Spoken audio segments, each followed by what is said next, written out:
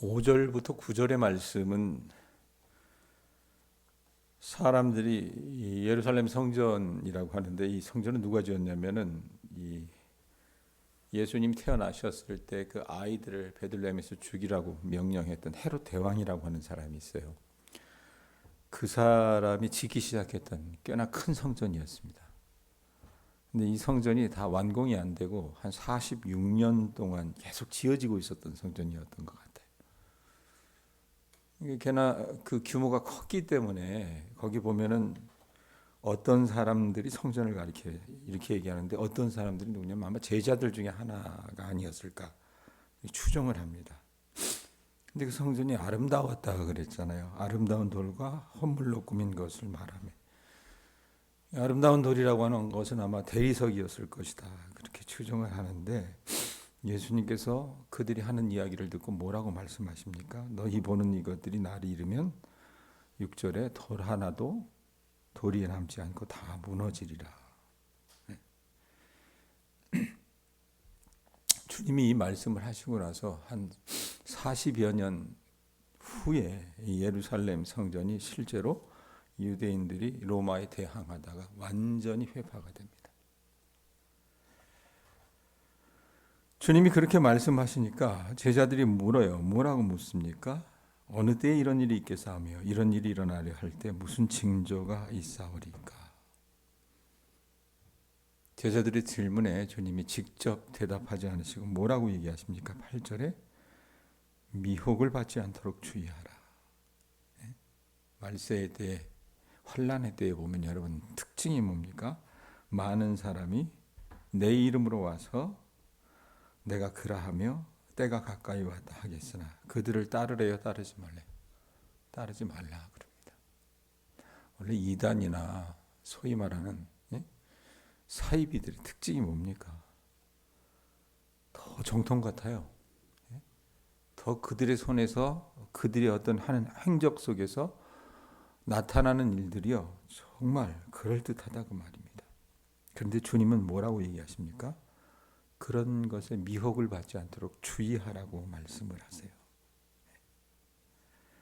그러면서 이제 이어지는 말씀이 9절 이후의 말씀인데, 난리와 소유의 소문을 들을 때 두려워하지 말라.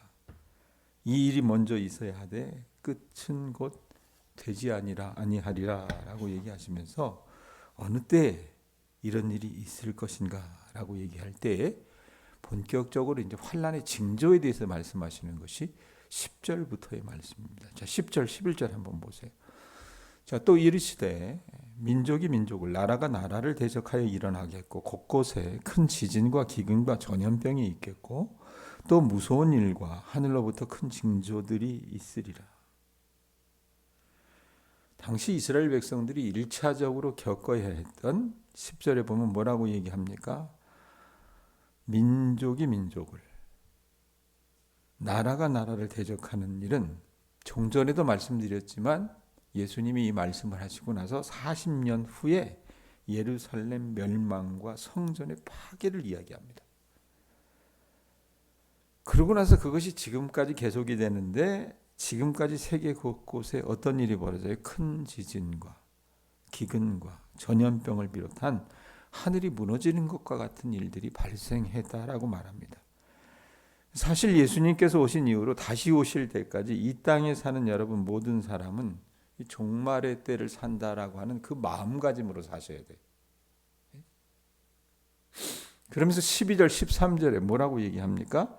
이 모든 일 전에 내 이름으로 말미암아 너희에게 손을 대어 박해하며 회당과 옥에 넘겨주며 임금들과 집권자들 앞에 끌어가려니와 이 일이 도리어 너희에게 증거가 되리라. 자, 이 말씀은 한번 보세요. 12절에 내 이름으로 말미암아, 이런 표현이 있어요. 이게 무슨 뜻이냐? 즉 믿음을 지키는 것 때문에, 주님에 대한 그 믿음을 지키는 것 때문에 믿는 자들이 여러분 어떤 일을 당합니까? 박해받을 것에 대해서 주님이 말씀하시는 거라고 말입니다.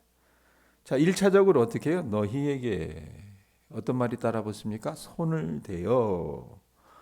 손을 댄다라고 하는 말은 그때나 지금이나 소위 말하는 사법권을 가지고 있는 사람들이 죄수를 끌고 갈 때 이 죄수가 움직이지 못하게 오랏줄을 묶거나 죄수가 꼼짝하지 못하도록 군인이 옆에서 양팔을 어떻게 해요?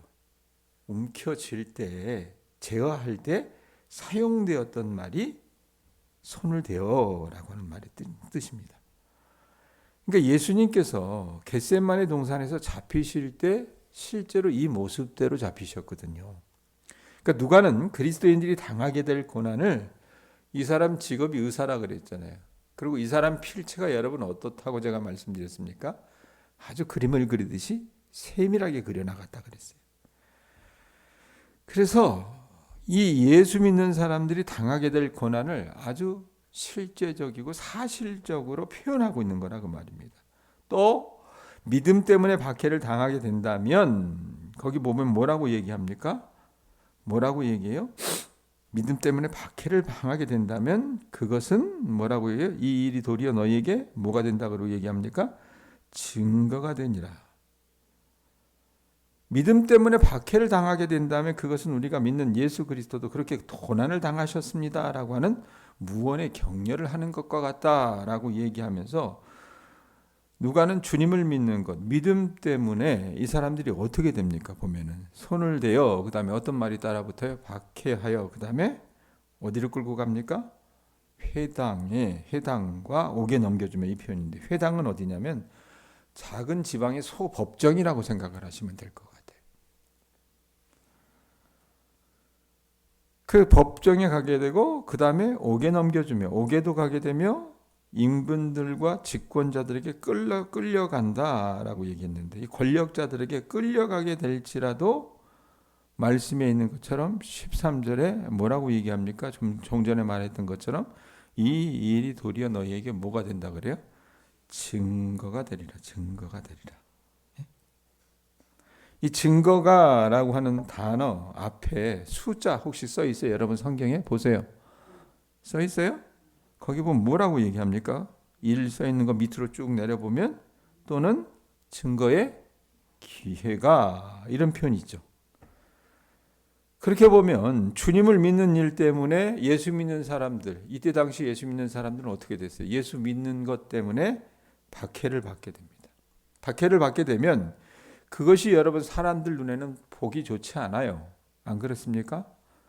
표면적으로 고통스러운 일이라 그 말입니다. 그러나 그것 자체가 어떤 의미를 갖고 있다 그래요? 주님을 전하는 좋은 증거의 기회가 된다라고 말씀을 하시는 거예요. 때로 여러분 우리가 억울한 일을 겪을 수도 있고 또 누려야 할 이익 대신에 내가 예수 믿는 사람이어서 남들처럼 부정을 행하지 않겠다. 남들처럼 불의한 방법으로 살아가지 않겠다. 그러면 손해볼 수밖에 없잖아요. 그렇게 손해볼 수 있고 오해를 받을 수도 있다라는 얘기입니다. 하지만 여러분 이 진리는 언제나 드러나기 때문에 선은 언제나 드러나기 때문에 그것이 밝혀질 때 그 모든 일들이 어떻게 해요? 우리 하나님을 증거하는 기회가 될 수 있다라고 예수님은 말씀해 주시는 거라 그 말입니다. 그 심지를 잘 지키셔야 돼요. 저나 여러분이나. 14절 15절 보세요.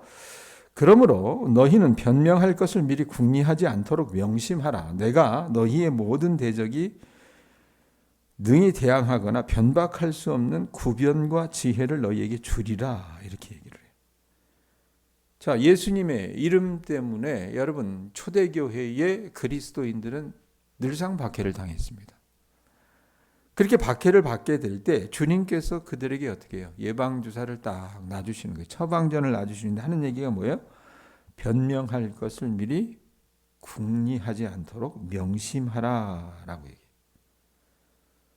자, 명심하라고 하는 단어가 여러분 우리 한역 성경에는 뒤에 나와 있지만 원어 성경에 보면 가장 앞에 나와 있어요.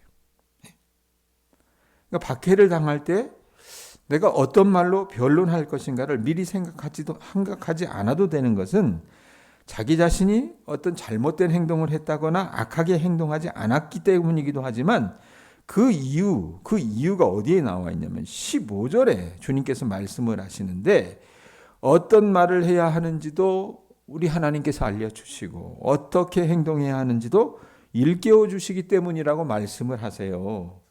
그런데 15절에서 강조하는 말, 15절에 제일 앞에 있는 말이 뭡니까? 15절에 내가라고 하는 말이세요. 내가. 예수님의 이름 때문에 당하게 되는 박해와 고난은요, 내가, 우리 주님께서 책임져 주신다고 말씀하시는 거예요. 하나님의 자녀답게 살고 하나님 말씀에 순종하며 살 때에 우리가 여러분 오해를 사고 박해를 당하는 것은 아담과 하와의 범죄 이후 지금까지 계속되는 일이거든요.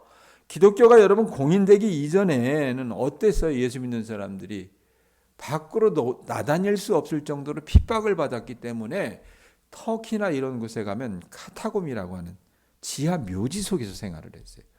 우리로 얘기하면 뭡니까? 공동묘지 그 밑에를 파고 들어가서 살았다는 얘기예요. 그렇게 살던 초기 그리스도인들이나 그 다음에 지금도 여러분 이슬람 지역 같으면 자신이 개신교라고 하는 것을 드러내지 못합니다. 그런 지역. 그 다음에 공산권 국가, 북한 같은 데도 여러분 신앙을 가졌다는 이유로 어떻게 합니까? 그 사람들을 끌고 가서 강제 수용소에 집어넣는다 그 말이에요. 그럼 우리가 생각했을 때 예수님 시대에 그런 사람들, 그리고 이 이슬람 지역에 사는 사람들, 공산권 국가에 사는 그 사람들만 박해를 받지, 오늘 우리가 사는 세상에는 우리가 예수 믿는다고 여러분 멱살 잡는 사람들 있어요? 없죠. 그러니까 박해가 사라졌다라고 여러분 우리가 생각하기 쉬운데, 그런데 그게 아닌 것도 같습니다. 왜? 우리가 여러분 성경이 말하는 이 하나님의 말씀대로 살려고 하면 오늘날도 여러분 여전히 적지 않은 박해를 받는다 그 말입니다. 우리 자신을 여러분 진리 앞에서 우리가 바로 세우려고 하는 큰 몸부림이 있고 하나님과 친밀하게 교제하면서 살려고 한다면 곱지 않은 시선으로 신앙대로 살아가는 사람들을 보는 그 사람들이 있다고 말입니다. 그래서 우리가 하나님의 말씀대로 살아야 하기 때문에 남들처럼 영악하게 살지 못하고 때로는 손해를 보고 척박한 환경에서 그렇게 처해지기도 한다 그 말이에요. 그러나 우리가 여러분 언제나 소망 가운데 거할 수 있는 것은 그때마다 누가 여러분들과 함께 하십니까?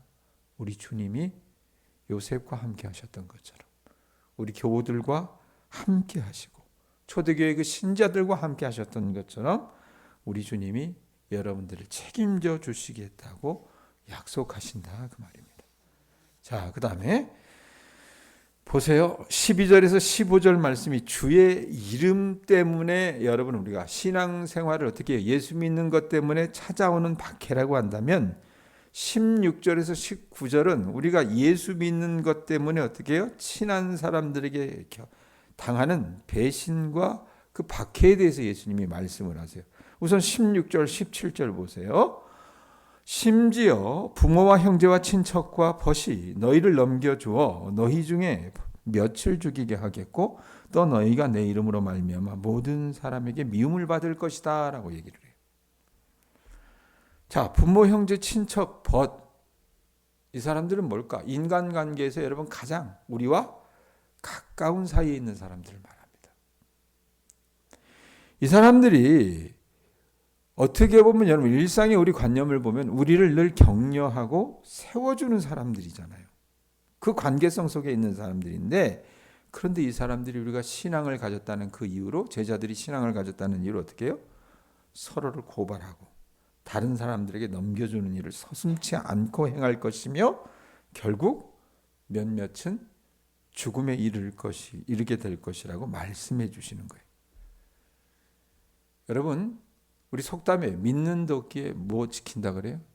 발등 지킨다라고 하는 속담이 있는데, 믿는 도끼에 발등이 찍히면 발이 아픈 것보다도 뭐가 더 아파요? 마음이 더 아파요. 안 그래요? 발등에 난 여러분 그 상처는 그렇게 오래지 않아 우리가 치료하면요 아물게 되지만 마음의 상처, 내가 믿었던 그 도끼와 같은 그런 친한 사람들에게 받은 상처는요 어떻습니까? 훨씬 더 오래 갑니다. 아니, 평생 아물지 못할 수도 있다 그 말입니다. 우리가 예수를 따라 진리와 생명의 길을 걷겠다 다짐하는 것은 주님과의 관계를 다른 것보다도 최우선에 두는 거예요. 근데 그것이 가까운 사람들이 그것을 이해해 주지 못할 때가 있다고 말입니다. 그럼에도 주님은 어떻게 하라고 말씀하세요? 주님을 따르는 길을 걸어가라 말씀하십니다. 왜? 그것이 가장 우리에게 유익하기 때문에 그렇습니다. 18절 뭐라고 얘기하세요? 겁을 잔뜩 집어먹고 있으니까 주님은 뭐라고 얘기하세요? 너희 머리털 하나도 상하지 아니하리라. 여러분, 이 말씀의 뜻은 인생의 어려운 일은 절대로 우리 삶 가운데 일어나지 않는다. 우리가 예수 믿으면 아무 고통이 없어. 이런 뜻이에요? 그 뜻이 아니라 하나님께서 우리를 보호하신다라고 하는 어떤 그런 격언과도 같은 의미인데 여러분 생각을 해보세요. 너희 머리털 하나도 상하지 아니하리라. 인간의 여러분 머리카락 개수가 어느 정도냐면 8만 개에서 10만 개 정도 된다고 얘기합니다. 남자들 머리카락의 수명은 4년에서 5년 정도래요. 그리고 여자들의 머리카락의 수명은 6년에서 7년 정도가 된다 그러고요. 그리고 나서 매일 우리 이 머리털이 몇 개가 빠지냐면 50에서 100개 정도가 계속 빠지고 나고 빠지고 난다고 얘기를 해요. 자, 그럼에도 하나님께서 비유를 들어 말씀하시는 게 뭐래요? 머리털 하나도 상하지 아니하리라. 이 표현은 뭡니까? 하나님께서 그 머리털을 하나하나 지키신다라고 하시는 이 말씀의 의미는요. 하나님께서 우리 머리카락의 개수도 다 아실 뿐만 아니라 그것이 빠지고 새로 나는 것까지 관심을 갖고 계시다고 한다면 여러분 머리카락도 그렇게 세시는데 우리 자신을 하나님께서 얼마나 소중히 여기시겠느냐라는 뜻입니다. 하나님께서 여러분 그렇게 우리를 세심하게 살피시면서 주님께서 또 말씀하시는 게 뭐냐면 그런데 너희들도 해야 될 것이 있어 말씀하시는 게 19절 말씀이에요. 19절 보세요. 뭐라고 얘기합니까? 읽어보세요. 너희의 인내로 너희 영혼을 얻으리라 이렇게 말씀하세요. 인내하라고 말씀을 하시거든요. 제자들에게, 우리들에게. 여러분 우리가 신앙에서 인내가 필요하고 그것이 우리 영혼을 지킨다 하는 것. 너희 영혼을 얻으리라. 너희 인내로 너희 영혼을 얻으리라 하는 것은 이게 무슨 뜻이겠어요? 믿음 생활하는 것이 쉽다 쉽지 않다. 쉽지 않다는 얘기입니다. 제대로 신앙생활하는 것이 결코 쉽지 않다는 얘기입니다. 어떤 목사님이 이 본문을 풀면서 이런 예화를 들어요. 부모가 자녀에게 가장 많이 하는 말죠. 만약에 그 자녀가 학교를 다니고 있다면 가장 많이 하는 말이 뭐겠습니까? 놀으라 그래요? 밥 먹으라 그래요? 공부하라는 말 제일 많이 하죠. 만약 여러분 부모가 야 공부는 내 마음에 하고 싶은 대로 간절해질 때 그때 하면 되는 거야. 이렇게 말한다면 여러분 그 자녀가 1년 중에 공부하는 날이 많겠어요 적겠어요? 시골 아이들의 문제가 지금 그거잖아요 사실은. 공부든 운동이든 무엇이든 간에 그것을 여러분 우리가 탁월하게 아주 잘하려고 한다면 그것을 하고 싶을 때 해야 되는 것은 두말할 필요도 없고 하기 싫을 때도 내가 그 하기 싫은 마음을 어떻게 해요? 이겨내고 하는 것이 그것을 잘하게 되는 지름길입니다. 농사일도 마찬가지 아니에요?